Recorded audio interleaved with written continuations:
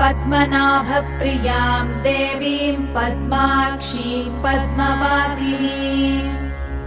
पद्मवक्त्रां पद्महस्तां वन्दे पद्मामहर्निशम् पूर्णेन्दुवदनां दिव्यरत्नाभरणभूषितां वरदाभयहस्ताढ्यां ध्यायेच्चन्द्रसहोदरीम् इच्छारूपां भगवतः सच्चिदानन्दरूपिणीम् सर्वज्ञां सर्वजननीं विष्णुवक्षस्थलालयाम् दयालुमनिशं ध्यायेत् सुखसिद्धिस्वरूपिणीम्